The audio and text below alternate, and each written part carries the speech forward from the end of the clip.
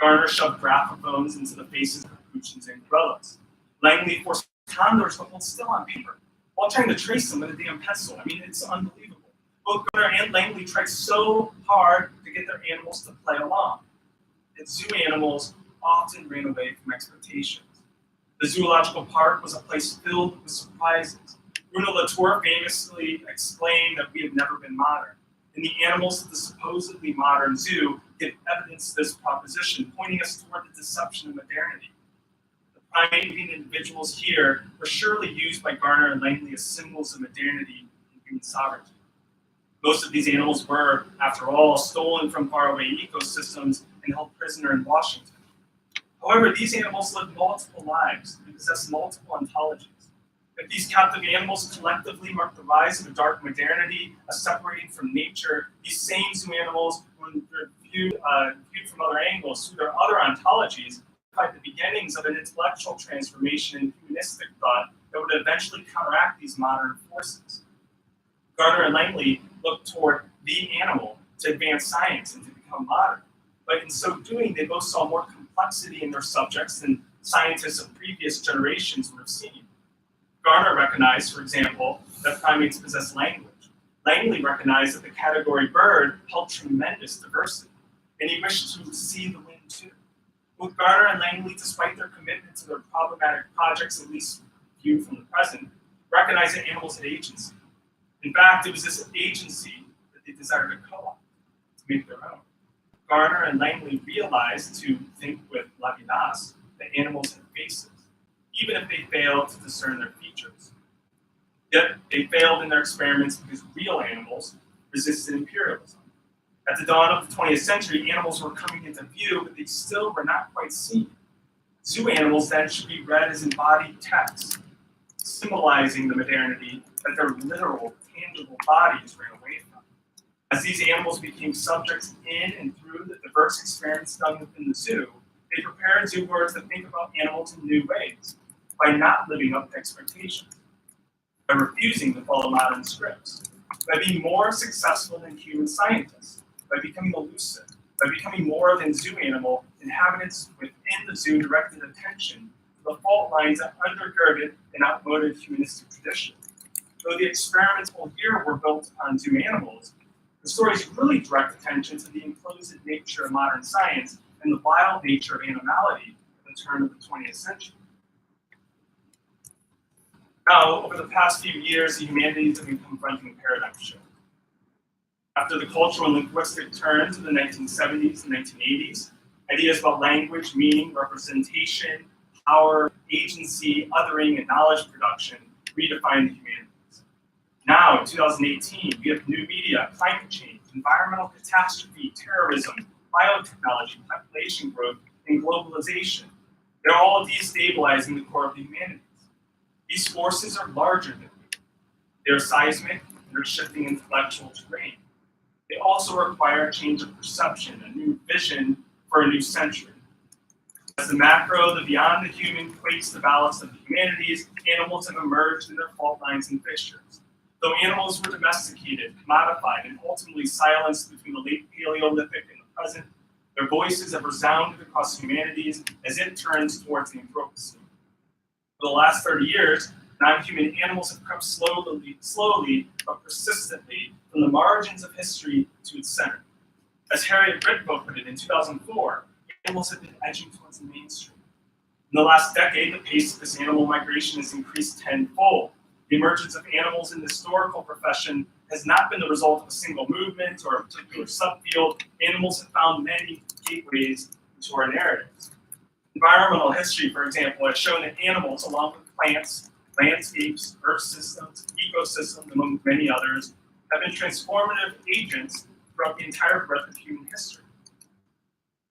Intellectual history has demonstrated that thinking about and with the category animal is also to think about politics, religion, society, really anything humans deem important. Cultural histories have depicted animals as both important actors in, as well as victims of, human culture. Commodity histories have shown how animals are controlled, commodified, and shaped for human civilizations. for purposes of food, labor, clothing, entertainment, or materials. The histories of marginalization, examining race, class, ethnicity, gender, and sexuality, have detailed how the human constructs employed to otherize are almost always tied to ideas of animals, species, and in animality in general. The history of science, technology, and medicine has examined how animals are both thought about and tested upon for purposes of knowledge and inquiry, as well as how animals are socially constructed. In world history, global history, big history, deep history, and evolutionary history, in trying to contextualize the human past within the largest frameworks, have always looked at humans alongside animals, and indeed, recently as animals themselves. Most of the historians who have introduced animals to history predate the rise of the newly articulated animal history. Nonetheless, the significant presence of whales and rodents, elephants and horses, bison and canines, squirrels, microbes, and other animals to tip our hat to Pliny the Elder's turn of phrase in contemporary historiography has produced an undeniable animal turn. And because animals have slithered into history from many directions, animal history represents a turn, not a specific subfield. Animals have migrated into our profession from other disciplines as well. Animal studies, human animal studies, critical animal studies, anthrozoology, as well as every single branch of the environmental humanities. They've been directing the historical profession in new directions. More importantly, animals have herded toward the historical profession from a growing global socio-political society, desiring a sustainable future, not plagued by overconsumption, exploration, exploitation, environmental destruction, and complete disregard for the rights of humans and other animals. Animal history marks a growing constellation of historians turning towards the animal to answer pressing questions about our past and present. But the challenge of animal history is great.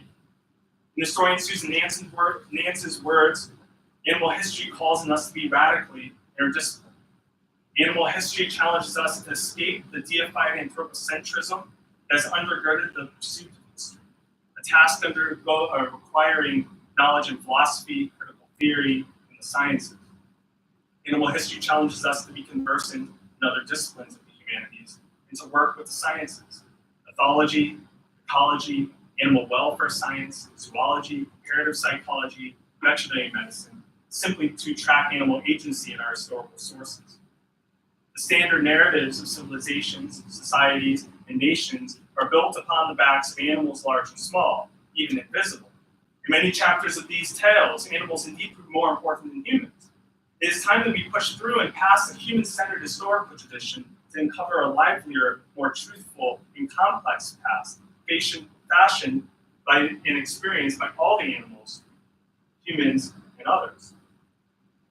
Martin Heidegger, possibly modernity's first and still foremost critic, famously said in his letter on humanism that language is the house of being. The way we think, the way we speak, determines the way we dwell in the world. Our language is worldview. Language is our world. Yet, what if language wasn't just ours? What if meerkats express in structured calls? What if bees communicate with dance? What if elephants mourn? What if whales possess regional dialects that pass down through the generations? What if bonobos pass on culture? What if ants engage in complex agriculture of aphids? And what if octopus, lemurs, and otters all use tools? What if those who are not human are not, in fact, poor in the world, as Heidegger claimed? What if the house of being houses more than just us? How should this change the way we dwell? History, in my opinion, is the first place to find answers to these questions. Thank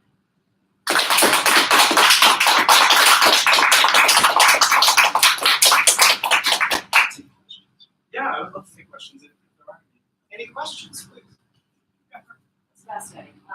So a whole lot of new information there. So I'd like you to help in selecting one of your ideas to some new information. That is, where in Gardner's work, specific practices that you see as primarily, or at least in part, his expression of his white patriarchal insecurities and intentions. Okay, yeah, so that's a whole topic.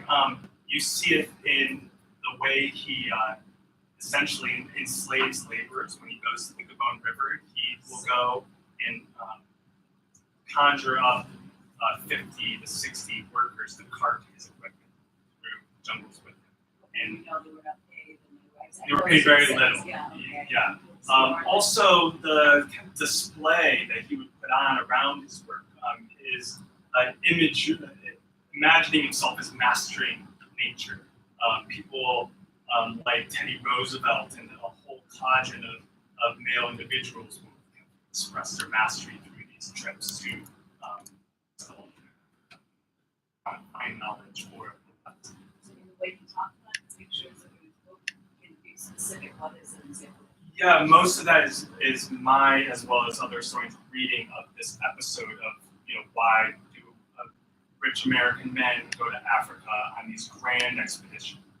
So him himself was mostly in his expression that he has something that can be discovered by gorillas, but he never asks indigenous peoples, he never asks other scientists a pursuit that he is on by himself. Does that make sense?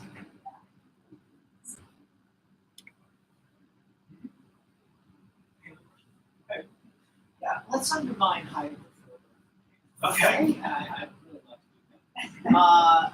Language is not the house of beauty in the sense, perhaps, that Garner's mistake may be that he's conflating communication, as you said at the end, with speech, as Aristotle defines speech. Yes. Right? If we go back to Aristotle, there's a difference between voice, which is communication, and deals with sentience, and deals with emotions, and then on the other hand, speech, which for him is the ordering principle of this, right? That really Garner's mistake, if you will, caught up as he is in this American Chisu, is that he's not listening to the emotions, and that Darwin did a little bit better job of that. Yeah, he's wrestling with his Victorian masculinity too. He has problems with the barn, but on the other hand, he writes the expression of emotions in the so he writes them. He's looking at the emotions as that which binds us and how we communicate across the species divide. And Alfred Russel Wallace seems to be like that too. He mourns the orangutan and mourns his baby. Has that deep feeling. In fact, he was a very unusual imperialist, though imperialist he was, but according to others, he overpaid his I guess my question is Garner's big mistake that unlike later ethologists like Jim Goodall, Francine Patterson, who discussed through sign language with Coco feelings, he's so focused on mechanistic order of speech. That's his Cartesian error like Chomsky. Yes. That's what's going one on. 100%. And there is a kind of a field in the 19th century that does pay attention to embodied movement in nonverbal language, in ecological languages, but is not in the field either of people like Frank Baker in anthropology, or especially Garner, who isn't involved in these debates to begin with. So for Garner, speech, elocution, especially in kind of an anglicized form, does function as like this fetish object by which he sees communication. However, if we would look at people, practitioners in animal husbandry, we would see more kind of attention paid to movement and bodies as vehicles of language. Now, these things will eventually meet in the field of pathology, which is just in kind of stage of infancy. So, after. I think. The animal husbandry is interesting because we're going to be seeing Steve Logshaw shortly coming by you, and he's somewhat disturbed by this, but I think it's absolutely correct to point out that hunting animals in the early modern Spanish context are very good at Yes. and displays like a blood, things of that nature. In a sense, there's something going on there mentally with the animals as the hunters are going out to try to outwit them and kill them.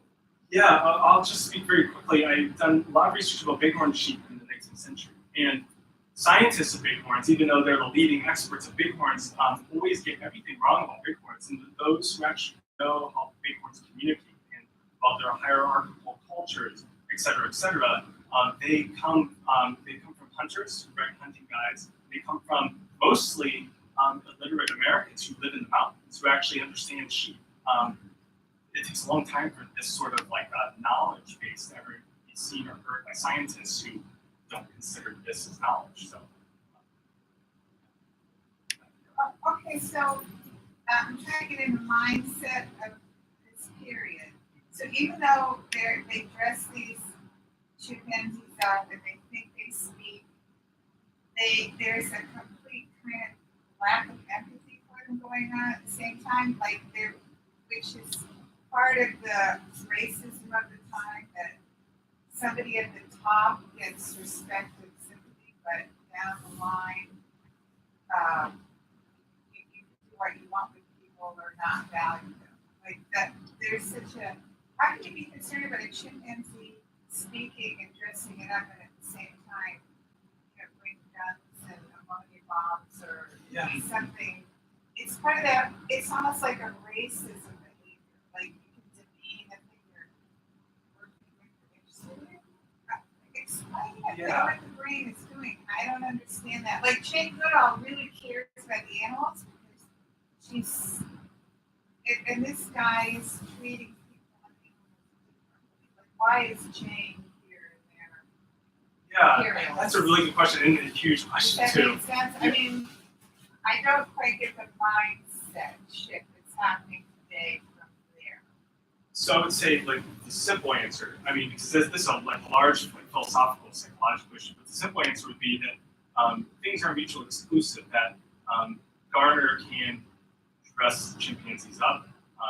Believe they're part of this kind of structure of the universe that has a moral tone that begins with white man, white Westerners, down through non-white human beings, and then move down into the animal kingdom. But at the same time, still simultaneously empathize with those animals, see themselves in those animals, see themselves in like the eye of the other, as like Hegel, all sorts of philosophers would expound upon at the exact same time or shortly before and after. So I think these things are mutually exclusive. Like you can have power entrenched and have the loosening of those power of that power happening at the exact same moment, within the exact same person, within the exact same human mind. So I think these things are happening simultaneously, which is why it makes it so complex. I mean, when Garner looks at monkeys, he does deeply, I believe, empathize, desire to understand the gaze looking back. Yet in the world he knows, he only knows the hierarchies he's given. So he has to make sense of this kind of feeling of seeing an exotic creature. I mean, for the first time in the history of the planet, if you look at it, seeing this exotic creature and then making sense of this creature. So I think these things, go hand in hand. Does that help at all? Yeah, it's really fascinating. Yeah, I think that's true. The human brain can do that, and I think there may be the male scientist versus the primatologist today. It's very driven by women with different interests. Yeah. But I really learned a lot about the past, how sort of it goes back before Jane. Like to me, it started with Jane Goodall. But actually, yeah, a lot of things are happening before that. Yeah. And to just kind of the gender issue, and Margaret brought it up also, when Garner goes to Bone River, he's also symbolically operating as an ambassador from an American government. And so the large kind of discourse and history of the civilizing of Africa, I mean, he's functioning as like a literary symbol in the eyes of the public as a white man going to Africa. So this larger gender critique is etched into the narrative in which he embeds himself. But I think that's part of it. That's a larger context. It really helps to understand the mentality and period of this looking at these Other question? Yeah, you mentioned how animal history is more than just a subfield, right? So I'm just curious about yourself, personal experience. Is there a way, other than just putting your research into, say, U.S. History Survey, how do you incorporate that into the broad spectrum of U.S. history, world history, Any strategies that you have or you use that have been successful? Oh yeah. So I actually challenge myself in any lecture, whether it's world history or American history, to try to find a non-human, not necessarily an animal, but a non-human like resonance for something.